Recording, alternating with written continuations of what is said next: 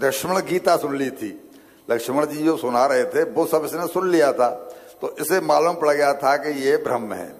दूसरा भाव ये भी है कि ये तो पहले से ही जानता है कि ये नारायण है, और मैं पिछले जन्म में कछुआ था, मेरे पुण्य उतने नहीं हो पाए, तब जब मुझे इस कारण पशु शरीर में रहना पड़ा, रहना भले ही पड़ा क्षीर सागर में, हम रह रहे हैं तो हम भी तो भवसागर में रह रहे हैं।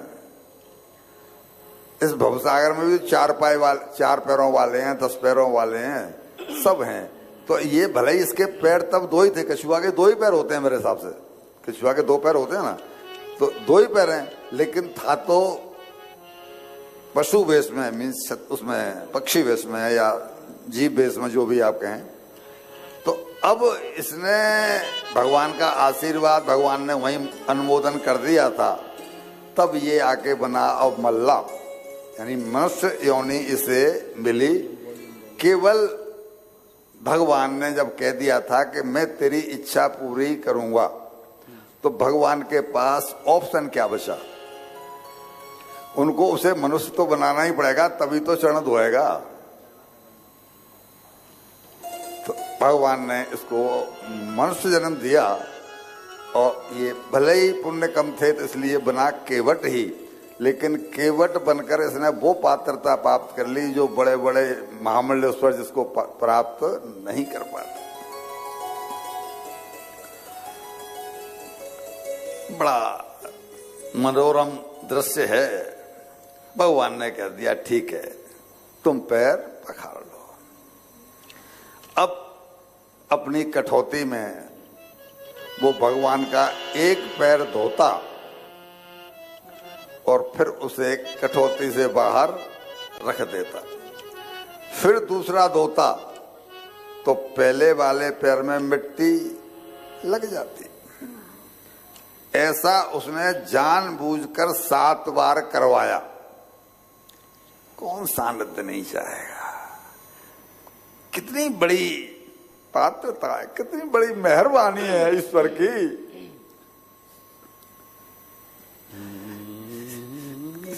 पैर धोने को मिल रहे हैं, पैर स्पर्श करने को मिल रहे हैं। हाजिर थे एक कठौती में गंगा और गंगा जल दोनों। गंगा कैसे कहेंगे? जो पैरों से धो करके जो पानी नीचे आ रहा है वो गंगा जल बन गया। हाजिर थे एक कठौती में गंगा और गंगा जल दोनों, के बट के दोनों हाथों में थे राघव के चरण दोनों। जो चरण अनेक तपस्या कर मुनियों की दृष्टि न आते हैं। जो चरण अनेक तपस्या कर मुनियों की दृष्टि न आते हैं। क्या दृश्य है केवट द्वारा वे आज पखारे जाते हैं। रघुनाथ जी बोले तू क्या कर रहा है भाई? पैर धोने थे ना, तो तूने 7 बार पैर धो डाले, कितनी बार धोएगा? प्रभु इसमें मेरा थोड़ा ही दोष है। फिर बोला आप पैर को फिर जमीन पर रख देते हैं और मिट्टी लगी तो वही तो मेरा डर है कि आपके चरणों की रज मेरी नाव को टच नहीं हो जाए।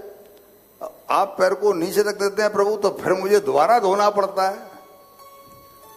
अरे तो पैर नीचे नहीं रखेंगे तो फिर कैसे काम होगा? तो अब बोला कि आपको एक सजेशन दूं। हाँ भाई दे ना, जल्दी कर। बोला एक काम करिए कि जब मैं आपके एक पैर को धोऊं तो आप उसे मेरे हाथ पर रख दो, यानी जमीन पर मत रखिए। तो ये बोला एक पैर ही प्रभु, एक पैर पर ही खड़े रहना।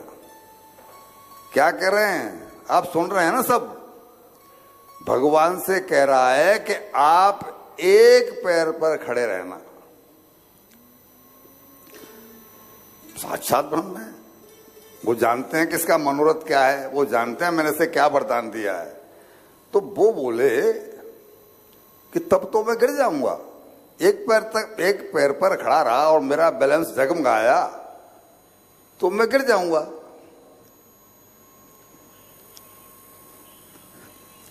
तब ये हल्के से बोला, प्रभु यदि गिरने की संभावना हो तो आप दोनों हाथों से मेरे सिर को पकड़ लेना, फिर आप गिरोगे। भगवान अपने प्रेमासुरों को छिपाते हुए मन ही मन बोले कि वारे मेरे भक्त केवट, अब तक तो मुझे यही लगता था कि मैं गिरे हुए को संभालता हूं, गिरे हुए लोगों को, जो गिरने वाले हों उनको मेरा सहारा है, लेकिन तूने तो आज मेरा भ्रम तोड़ दिया। तूने तो ये सिद्ध कर दिया कि मेरा एक प्रेमी भक्त, शब्द क्या है, मेरा एक प्रेमी भक्त मुझ परमात्मा को भी गिरने से बचाने में समर्थ है। प्रेम हरि का रूप है, त्यों हरि प्रेम स्वरूप। तेरा जैसा भक्त तो सतरती लोकांश तारती, खुद तो तरता ही तरता है, सारे लोगों को पवित्र कर देता है।